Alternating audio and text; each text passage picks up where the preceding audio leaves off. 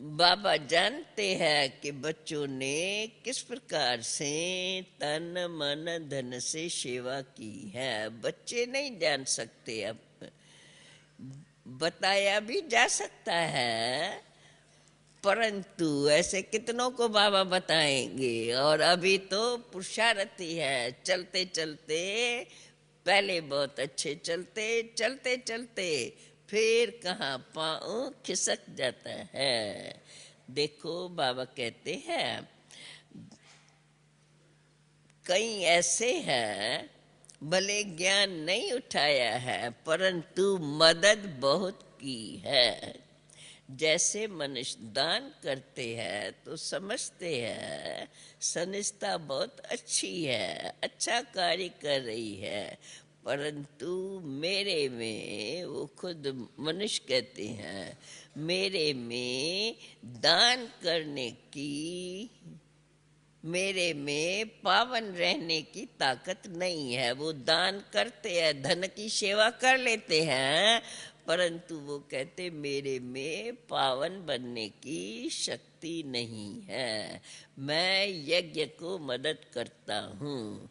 तो बाबा कहते हैं ऐसों को भी जो मदद की, उन्हों को भी बाप से रिटर्न तो मिल ही जाता है। जैसे समझो कई मनुष्य कॉलेज आदि बनाते हैं, कोई हॉस्पिटल बनाते हैं, तो वो तो औरों के लिए बनाते हैं ना, अपने लिए थोड़े ही बनाते हैं। ऐसे थोड़े ही कहेंगे मैं बीमार होकर के जाके हॉस्पिटल में पढ़ूं। जो कुछ बनाते हैं दूसरों के लिए ही बनाते हैं। तो फिर परंतु जो दान किया, जो बनाया, जिसमें औरों की सेवा हुई, उनको फायदा मिला, तो ये सब दूसरों के लिए ही करते हैं। फिर उनको उसका भी फल जरूर मिलता है।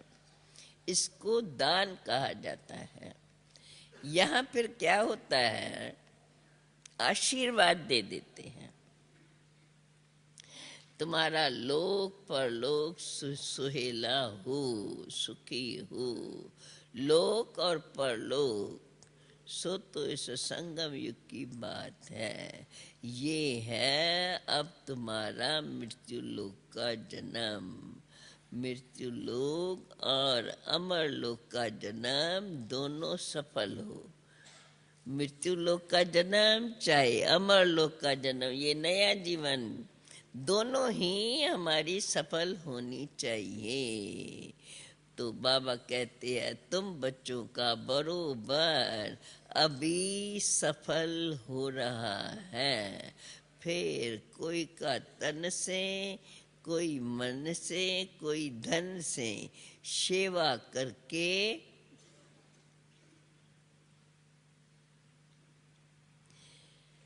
कोई तन से, कोई मन से, कोई धन से सेवा करते हैं। बहुत है जो ज्ञान नहीं उठा सकते हैं। कहते हैं बाबा हमारे में हिम्मत नहीं है, बाकी मैं मदद कर सकता हूँ। तो बाप बताएंगे तुम इतना धन्यवाद, अगर मदद करेंगे तो भी तुमको उसका उजूरा मिलेगा। कोई भी बात हो तो आकर के बाप से पूछ सकते हो। फॉलो फादर करना है तो पूछना भी फादर से ही है, बाबा इस हालत में मैं क्या करूं। श्रीमत देने वाला बाप तो अभी बैठा है ना, तो बाप से ही पूछना फायदे वाला है।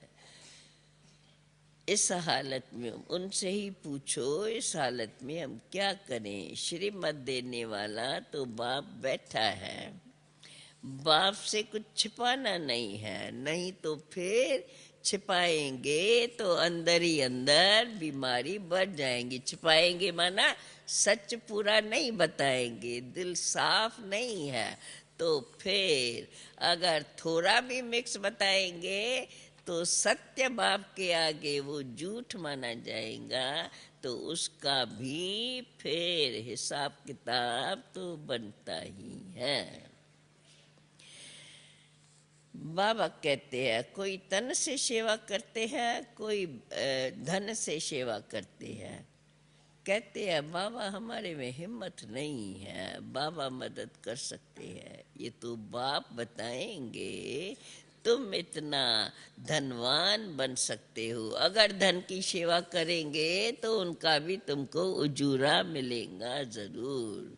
कोई भी बात हो तो आकर के पूछ सकते हो। फॉलो फादर करना है तो पूछना भी उनसे ही,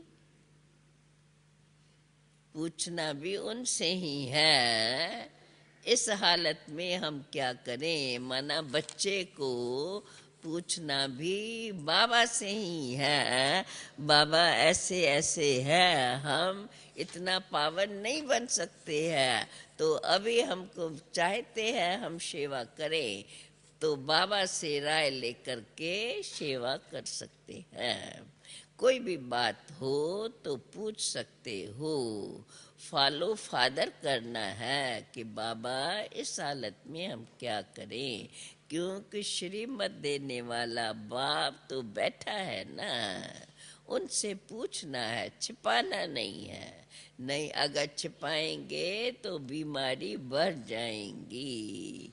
कदम कदम बाप का बच्चा बन करके अगर कदम कदम श्रीमत पर नहीं चलते तो सोचो उसकी हालत क्या होगी। बाबा कहते हैं वास्तव में ऐसे मोस्ट बिलवेड बाप के साथ तो इकट्ठा रहना चाहिए। साजन को चटक जाना चाहिए। वो है जिस्मानी और ये है रूहानी। इसमें रूहानी के साथ चटकने की बात नहीं आती है। यहाँ तो क्योंकि सभी को तो यहाँ एक जगह बिठा नहीं सकते हैं ना। हर एक को अपना अपना शरीर निर्वाह के लिए भी तो काम करना है, परिवार को संभालना है, तो सभी को तो बिठा भी नहीं सकते हैं। तो ऐसी बस सामने बैठे ही रहें। कहीं तो समझते ये ऐसी चीज नहीं है जो समझो बस सामने बैठे ही रहें, सुनते ही रहें। या ऐसे ऐसे सबको एक जगह बिठा नहीं सकते हैं। बाकी इतना जरूर है कि बच्चों को ये निश्चय कर सकते हैं कि हम जो भी कदम उठाएं वो श्रीमत पर ही चलते रहें। बाबा कहते हैं बच्चे यहाँ बैठ नहीं जाना है, तुम्हें तो गंगा नंदी बन करके सबका उद्धार करना है। इसलिए जाओ गंगा बनो और जा करके सर्विस करो। बाबा कहते हैं बच्चों का लव ऐसा होना चाहिए बाप के साथ जैसे मस्ताना होता है, परंतु ये भी याद रहे कि फिर सर्विस भी तो करनी है। निश्चय बुद्धि तो एकदम चटक जाएंगे। माना हर कदम श्रीमत पर चलते रहेंगे, अर्थात हर कदम पर बाप से राय लेते रहेंगे। बच्चे लिखते हैं, बाबा कहते थे टीचर्स मैंने कहीं कहीं लिखती है, बाबा ये बहुत अच्छा निश्चय बुद्धि है। बाबा कहते हैं मैं उनको लिखता हूँ, कुछ भी समझा नहीं है। क्यों नहीं समझा है? किस बात से? अगर निश्चय बुद्धि है तो स्वर्ग के मालिक बनाने वाला बाप आ गया है और उनसे एक सेकंड भी मिलने के लिए नहीं आते। बहुत ही बच्चियां हैं ऐसी भी बहुत बच्चियां हैं जो बहुत तड़पती है, फिर घर बैठे उनको साक्षात्कार भी होता है। ब्रह्मा और कृष्ण का ये चित्र समझाने के लिए भी बहुत अच्छे हैं। तुम किसको भी कह सकते हो कि हम फिर से वह राजा राजधानी स्थापन कर रहे हैं। देख रहे हो विनाश भी सामने खड़ा है। मरने से पहले बाप से वर्षा ले लो। सभी चाहते हैं वन ऑलमाइटी गवर्नमेंट हो। अब सब मिलकर के, सभी धर्म वाले मिलकर के एक थोड़े ही बन सकते हैं। एक राज था जरूर, पर अभी जब अनेक हो गए हैं तो अनेक फिर मिलकर के एक हो जाए, सभी एक धर्म माने, ये अभी नहीं हो सकता। एक राज्य था जरूर जिसका गायन भी है, सत्य का नाम तो बहुत बाला है। फिर से अब उसकी स्थापना हो रही है। बाबा कहते हैं कोई इन बातों को तो झट मानेंगे, कोई नहीं मानेंगे। तुम्हारे लिए तो समझाना अभी बहुत इजी हो गया है।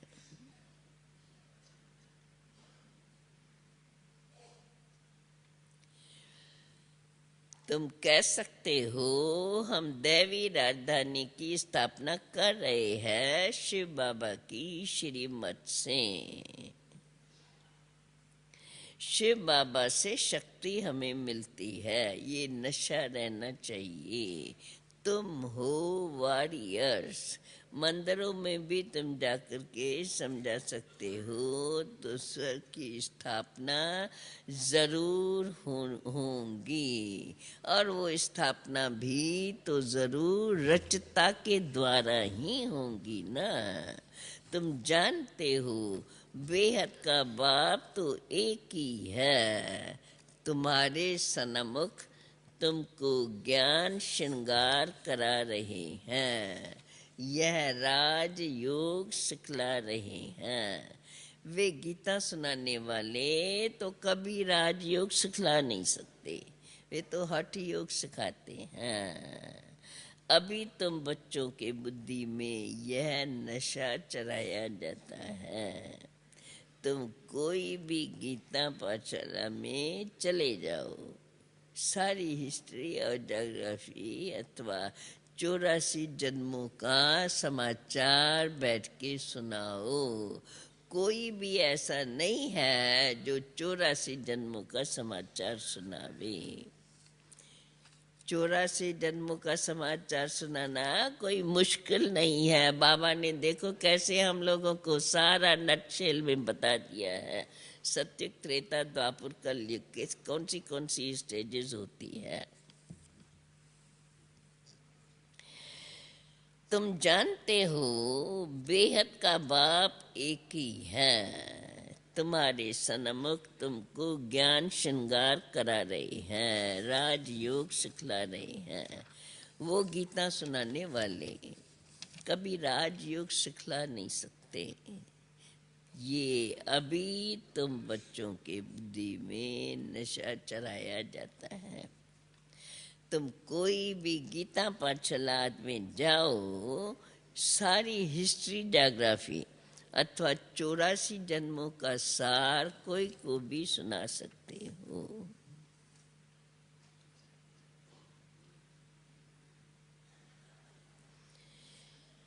क्योंकि अब तो तुम्हारे पास सारे सृष्टि चक्कर की नॉलेज बुद्धि में है। बाप का परिचय देते फिर चक्कर की नॉलेज भी देने वाला चाहिए। बाकी निरंतर याद के अभ्यास में तो मेहनत भी बहुत है। इतना अटेंशन, चलते फिरते हर समय अपने पर अटेंशन रखना पड़े। जो ऐसी याद पक्की हो जाए, जो अंत में कोई किचर पटी यहाँ वहाँ की कोई बात याद न आवे। बाबा कहते हैं बच्चे, बाप को कभी भूलना नहीं है। छोटे बच्चे बाप को तो बहुत याद करते हैं, फिर बच्चा बड़ा होता है तो धन को याद करता है। तुमको भी पहले धन मिलता है, ज्ञान रतन मिलते हैं, जो अच्छी रीत धारण कर फिर तुम्हें दान भी करना चाहिए। तुम्हें तो अब पूरा पूरा फिलैंथ्रोपिस्ट बनना है। बाप कहते हैं मैं सन्मुख में आकर के राजयोग सिखलाता हूँ। वह गीता तो जन्म जन्मांतर पढ़ते आए, कुछ भी प्राप्ति नहीं हुई कोई प्राप्ति। यहाँ तो तुमको नर से नारायण बनने के लिए ये शिक्षा दे रही है। वो है भक्ति मार्ग। यहाँ भी देखो कुटुंब में को विरला ही निकलेगा जो तुम्हारे दैवी घराने का होगा। फिर ब्राह्मण बनने जरूर, फिर वो वे ब्राह्मण बनने जरूर आएंगे। फिर चाहे तो राजा रानी बने, चाहे तो राजा बने, चाहे रानी बने, चाहे प्रजा बने।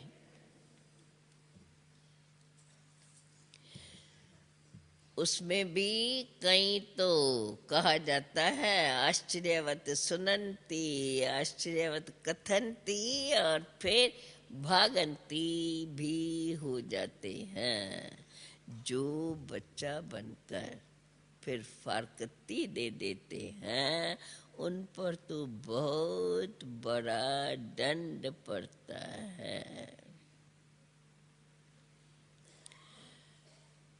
तो बाबा फिर हम बच्चों को कहते हैं ऐसी ऐसी बातें तुम्हें ये चित्र लेकर जाकर के अच्छी रीत से समझाना चाहिए। देखो भारत की सेवा में ही तन मन धन पूरा लगा रहे हो। लक्ष्मी नारायण का चित्र सदा पॉकेट में पड़ा हुआ हो। बाबा कहते तुम बच्चों को तो बहुत बहुत नशा होना चाहिए। सोशल वर्कर तुम्हारे से पूछते हैं तुम भारत की क्या सेवा करते हो? बोलो हम अपने ही तन मन धन से भारत को दैवी राजस्थान बना रहे हैं। ऐसी सेवा तो और कोई कर ही नहीं सकता है। जितनी तुम सर्विस करेंगे उतनी बुद्धि तुम्हारी रिफाइन होती जाएंगी। ऐसे भी बहुत है जो ठीक रीति समझा नहीं सकते हैं। नाम बदला तो फिर नाम बदनाम होता है। कोई कोई में क्रोध का भूत भी है। ये तो डिस्ट्रक्टिव होगी काम हुआ ना। अगर कोई बहुत थोड़ा जास्ती दो चार प्रश्न पूछेंगे ना तो गुस्सा आ जाएगा। तो बाबा कहते हैं ये तो फिर डिस्ट्रक्टिव काम हुआ ना। उनको कहेंगे तुम अपना मुंह तो देखो, तुम लक्ष्मी या नारायण को वरने लायक बने हो। ऐसे जो इज्जत गंवाने वाले बच्चे हैं वो फिर क्या पढ़ पाएंगे। वो प्यादों के लाइन में आ जाते हैं। तुम भी सेना हो, कम बात नहीं है। अभी तुम्हारी गुप्त माया से लड़ाई है, परंतु ये निश्चित है तो विजय तुम्हारी हुई ही पड़ी है। अगर इसी निश्चय से चलते रहे तो हर बात में विजयी बनते जाएंगे। अच्छा अच्छा, मीठे मीठे सिकिल दे बच्चों प्रेत, मात पिता बाप दादा का याद प्यार और गुड मॉर्निंग। रूहानी बाप की रूहानी बच्चों को नमस्ते। रूहानी बच्चों की रूहानी बाप को नमस्ते।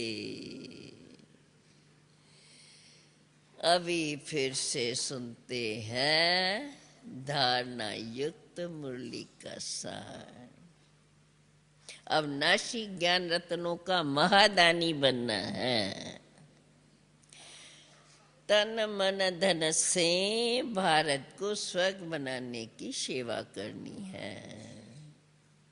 कोई भी डिस्ट्रक्टिव कार्य नहीं करना है। निरंतर याद के अभ्यास में रहना है। 5 बातें हैं, एक लाइन के अंदर 5 बातें। अच्छा, अभी वरदान सुनते हैं। बैलेंस के विशेषता को धारण कर, बैलेंस के विशेषता को धारण कर सर्व को ब्लेसिंग देने वाले शक्तिशाली सेवाधारी भव। बैलेंस के विशेषता को धारण कर सर्व को ब्लेसिंग देने वाले शक्तिशाली सेवाधारी भव। अभी आप शक्तिशाली आत्माओं की सेवा है सर्व को ब्लेसिंग देना। अभी उच्च स्टेटस हो गया। अभी आप शक्तिशाली आत्माओं की सेवा, अभी की सेवा है, क्योंकि लास्ट समय पर समय नजदीक आ गया है, अंतिम घड़ियां नजर आ रही है। तो बाबा कहते हैं अभी आप शक्तिशाली आत्माओं की सेवा है सर्व को ब्लेसिंग देना।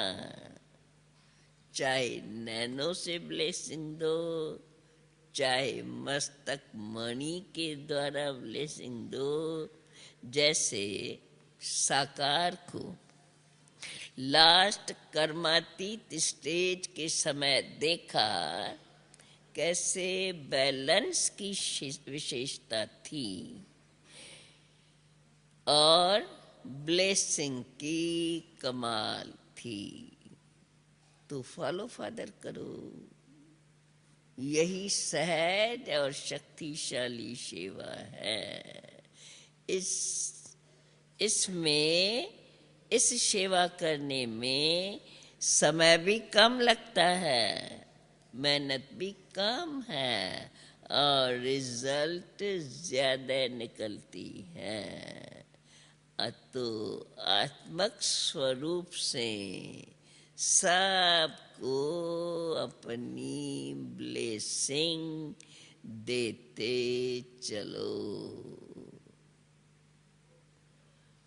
आज का स्लोगन है विस्तार को सेकंड में समाकर ज्ञान के सार का अनुभव कराना ही लाइट माइट हाउस बनना है। विस्तार को सेकंड में समाकर ज्ञान के सार का अनुभव करना ही लाइट माइट हाउस बनना है। ओम शांति।